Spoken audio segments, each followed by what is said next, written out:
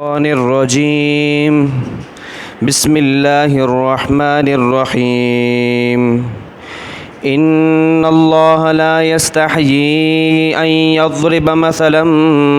ما بعوضة فما فوقها فأما الذين آمنوا فيعلمون أنه الحق من ربهم وأما الذين كفروا فيقولون ماذا أراد الله بهذا مثلا يضل به كثيرا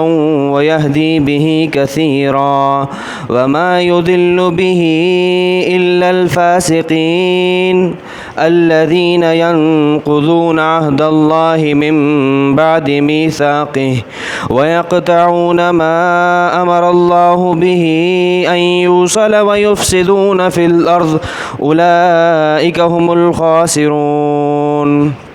صدق اللہ العظیم۔ بے شک اللہ تعالیٰ نہیں شرماتا اس بات سے کہ کوئی بھی مثال بیان کرے، چاہے وہ مچھر کی ہو یا مچھر سے بڑھ کر کسی اور چیز کی ہو۔ پھر وہ لوگ جو ایمان لا چکے ہیں وہ تو جانتے ہیں کہ یہ مثال ان کے رب کی طرف سے پورے موقع کی ہے، اور وہ لوگ جنہوں نے کفر کیا وہ یہ کہتے رہتے ہیں کہ اس گھٹیا مثال سے اللہ نے کس بات کا ارادہ کیا ہے۔ اللہ اس مثال سے بہت سے لوگوں کو گمراہ کرتا ہے اور بہت سے لوگوں کو ہدایت دیتا ہے، اور نہیں گمراہ کرتا اللہ تعالیٰ اس مثال کے ذریعے سے مگر صرف اس کو جو حد سے گزر جائے، وہ حد سے گزر جانے والا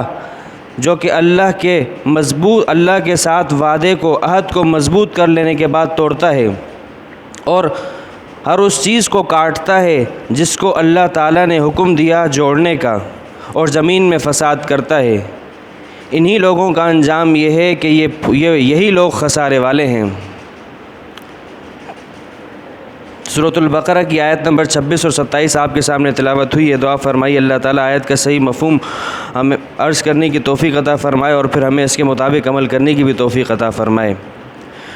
اس سے پیچھے بات چل رہی تھی، ہم نے کل پڑھا کہ اللہ تعالیٰ نے یہ بات بیان فرمائی کہ یہ قرآن کریم یہ محمد عربی کا گھڑا ہوا نہیں ہے، بلکہ یہ ہمارا ہے، یہ ہم ہی نے، یہ ہمارا کلام ہے، یہ ہم نے نازل کیا ہے۔ اگر تم یہ کہتے ہو کہ یہ کسی مخلوق کا کلام ہے تو ہم تمہیں چیلنج کرتے ہیں، تم اس کے جیسی کوئی ایک صورت لے آؤ۔ اگر تم ایک صورت لے آئے تو پتہ چل جائے گا کہ بھئی یہ بھی کسی انسان کا کلام ہے۔ تم اس کا مثل نہیں لا سکے تو اس کا مطلب یہ کہ یہ بھی کسی انسان کا کلام نہیں ہوگا۔ اب اس مقابلے، اس چیلنج کے لیے اللہ رب العزت نے پوری انسانیت کو، اور پوری انسانیت کے ساتھ ساتھ یہ بات کہی کہ تم جنات کو بھی اپنے ساتھ ملا لو، جس کو تم اللہ کے علاوہ اپنے ساتھ اس مقابلے میں لانا چاہتے ہو لے آؤ، اور ایک صورت لے آؤ۔ لیکن ظاہر سی بات ہے، قرآن نے کل ہی کہا تھا، ہم نے پڑھا کہ فَإِن لَّمْ تَفْعَلُوا، تم اگر نہ کر سکے، وَلَن تَفْعَلُوا، تم ہرگز نہیں کر سکو گے، اس چیلنج کو پورا ہرگز نہیں کر سکو گے۔ تو پھر جب ظاہر سی بات ہے اس چیلنج کو پورا نہیں کر سکا تو یہ ایک دنیا کا دستور رہا ہے کہ جب کوئی مقابلے میں پورا نہیں اترتا، مقابلہ کر نہیں سکتا، تو پھر وہ عیب تراشیاں شروع کرتا ہے، وہ عیب نکالنا شروع کر دیتا ہے، وہ الزام تراشیوں پہ آ جاتا ہے۔ تو اب یہاں پر کافروں نے کیا شروع کیا؟ اب اس مقابلے پہ تو پورے اتر نہیں سکتے تھے، تو طرح طرح کے اعتراضات اور طرح طرح کی باتیں نکالنا شروع کیں۔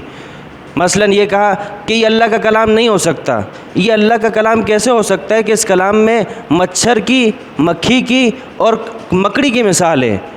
یہ تو گھٹیا چیزیں، اللہ کا کلام ہو اور اس میں اتنی گھٹیا چیزوں کی مثال وہ کہاں دی ہے؟ اللہ رب العزت نے سورۃ العنکبوت 20ویں پارے کے اندر مثال کیا دی؟ اللہ تعالیٰ فرماتے ہیں مثل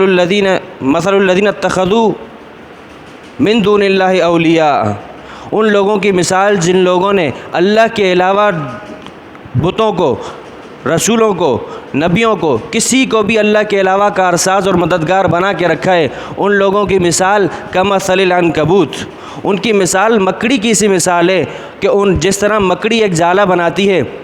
اور وہ یہ سمجھتی ہے کہ میں نے ایک مضبوط ٹھکانہ بنا لیا ہے، اور وہ اپنا سہارا اس گھر کو سمجھتی ہے، لیکن اللہ تعالیٰ فرماتے ہیں وَإِنَّ أَوْهَنَ الْبُيُوتِ لَبَيْتُ الْعَنكَبُوتِ، حالانکہ مکڑی کا گھر یہ یہ گھروں میں سب سے کمزور ترین گھر ہے۔ تو اللہ تعالیٰ فرماتے ہیں کہ جن لوگوں نے اللہ کے علاوہ جس کسی کو اپنا معبود بنا کے رکھا ہے تو انہوں نے کتنا کمزور تعلق بنا کے رکھا ہے۔ ایسا تعلق ہے کہ اس کی مثال ہم مکڑی کے گھر سے دے سکتے ہیں کہ مکڑی کا گھر وہ معمولی سی ہوا چلے تو ٹوٹ جاتا ہے، لیکن وہ یہ سمجھتی ہے کہ میں نے مضبوط گھر بنایا ہے، میں نے بڑا مضبوط جال بنایا ہے۔ تو انسان بھی یہ سمجھتا ہے کہ میں نے اللہ کے علاوہ جس کو حاجت روا مشکل کشا سے بنا کے رکھا ہے، یہ میری مشکل اور حاجت کو پورا کرے گا۔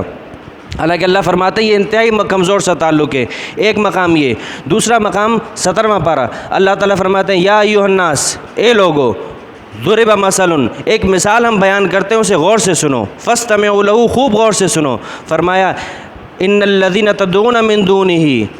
جن لوگوں کو، جن معبودوں کو، جن بتوں کو، جن انسانوں کو، چاہے وہ انبیاء ہوں، بزرگ ہوں، کوئی بھی ہو، جن کو تم اللہ کے علاوہ پوچھتے ہو، لن یخلقوا ذبابا ولو اجتمعوا لہ، اگر سارے کے سارے وہ جمع ہو جائیں اور ایک مکھی کا بنانے کا مطالبہ ان سے کیا جائے نا تو ایک مکھی بھی نہیں بنا سکتے۔ اللہ تعالیٰ فرماتے ہیں مکھی تو اپنی جگہ پر، مکھی کا بنانا تو اپنی جگہ پر، وَإِن يَسْلُبْهُ الذُّبَابُ شَيْئًا، اگر مکھی ان کے سامنے سے پڑی ہوئی کوئی چیز، اگر کسی بت کے سامنے کوئی میٹھی چیز رکھی ہوئی ہے جو چڑھائے جاتے ہیں، کسی بزرگ کے مزار پر چڑھائے جاتے ہیں، اگر کوئی مکھی وہاں سے وہ چیز اٹھا کے چلی جائے، لا يستنقذوه، تو یہ اس مکھی سے اس چیز کو چھڑا نہیں سکتے۔ اللہ تعالیٰ فرماتے ہیں ضعف الطالب والمطلوب، ارے کتنے کمزور ہیں یہ عابدین، یہ پکارنے والے اور وہ لوگ جن کو پکارا جا رہے ہیں۔ اب اللہ رب العزت نے مثال کس بات کی دی کہ اللہ کے علاوہ جس کسی کو پکارا جا رہا ہے اس کی مثال ایسے ہے کہ وہ مکڑی کا جالا بنایا اس نے، اس کی مثال ایسے ہے کہ وہ اگر یہ سارے کے سارے جمع ہو جائے تو مکھی بھی نہیں بنا سکتے۔ اب اللہ رب العزت کی اس مثال کو ان کافروں نے کیا کہا کہ اللہ کو شرم نہیں آئی، یہ اللہ کا کلام کیسے ہو سکتا ہے کہ اس میں مکھی اور مکھی کی مثال ہو۔ اللہ تعالیٰ فرماتے ہیں ان اللہ لا یستحی ان یضرب مثلا، اللہ تعالیٰ اس بات سے شرم نہیں کرتے کہ حق بات کو بیان کرنے میں کوئی بھی مثال بیان کی جائے، پھر چاہے وہ مچھر کی ہو یا مچھر سے بھی کسی گھٹیا چیز کی ہو۔ کیوں؟ کیونکہ مثال بیان کرنے میں مضمون کو دیکھا جاتا ہے، اس بات کو نہیں دیکھا جاتا کہ کون کہہ رہا ہے۔ اگر میں نے کسی انسان کی، کسی شخص کی بے وقوفی کو بتانا ہے تو میں اس کو شعر سے تشبیہ دوں گا، میں یہ کہوں گا کہ یہ شعر ہے، بلکہ میں تو یہ کہوں گا یہ بے وقوفی میں گدھا ہے۔ تو مثال ہمیشہ مضمون کے، جس چیز کی مثال دی جا رہی ہوتی ہے اس کے حساب سے دی جاتی ہے، اس میں اس بات کی رعایت نہیں رکھی جاتی کہ دینے والا کون ہے۔ اللہ تعالیٰ فرماتے جب ہم نے حق بیان کرنا ہے تو پھر یہ مخلوقات ہماری ہیں، ہم جس کی چاہیں مثال دیں، تو چاہے مچھر ہو یا مچھر سے بھی کم کی کوئی چیز ہو اس کی بھی ہم مثال بیان کریں گے، ہم مثال بیان کرنا نہیں چھوڑیں گے۔ کیوں؟ کیونکہ مثال بیان کرنے سے بات واضح ہوتی ہے۔ اللہ تعالیٰ فرماتے ہیں کہ ایک طرف تو کیا فرمایا کہ ہم مثال بیان کریں گے، دوسری طرف فرمایا کہ اس سے کیا ہوگا کہ جو ماننے والے ہیں وہ ہمیشہ ایمان لانے والے، جن کے دلوں کی زمین وہ ماننے والی ہوگی، وہ ہمیشہ یہی کہیں گے کہ انہ الحق من ربہم، کہ یہ تو ہمارے رب کی طرف سے بالکل موقع کی مثال آئی ہے، اس سے مناسب مثال کوئی ہو نہیں سکتی تھی۔ لیکن اس کے مقابلے میں جو کافر ہوگا وہ کیا کہے گا؟ اللہ تعالیٰ فرماتے ہیں وَأَمَّا الَّذِينَ كَفَرُوا، جن لوگوں نے کفر کیا، فَيَقُولُونَ، وہ یہ کہتے رہیں گے ماذا اراد اللہ بہذا مثلا، اس گھٹیا مثال سے اللہ نے کس بات کا ارادہ کیا؟ اللہ تعالیٰ فرماتے ہیں ہم بتاتے ہیں ہم نے کس بات کا ارادہ کیا، ہم نے اس بات کا ارادہ کیا ہے کہ حق اور باطل پتہ چل جائے، ماننے والے اور غیر ماننے والے کو پتہ چل جائے۔ اللہ تعالیٰ فرماتے ہیں یضل بہ کثیرا ویہدی بہ کثیرا، ہم یہ مثالیں بیان کر کے بہت سے لوگوں کو گمراہ کرتے ہیں اور بہت سے لوگوں کو ہدایت پہ لاتے ہیں۔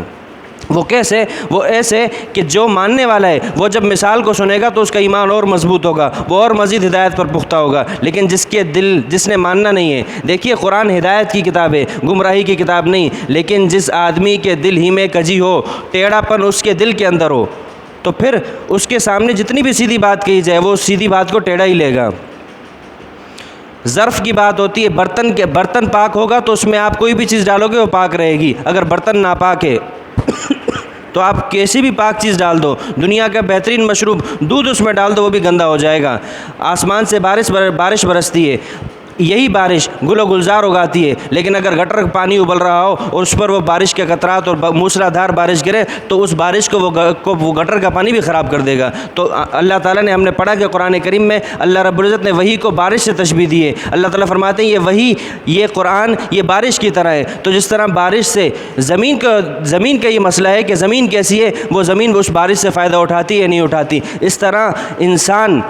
اصل قصور انسان کا ہے۔ اگر انسان اچھا ہے، اس کے دل کی زمین اچھی ہے تو اس چیز سے فائدہ اٹھائے گا، لیکن اگر اس کا دل ہی میں کجی اور ٹیڑھ پن ہے تو سیدھی بات کو بھی وہ ٹیڑھا لے گا۔ اللہ تعالیٰ فرماتے ہیں، اللہ تعالیٰ نے فرما دیا وما یضل به الا الفاسقین،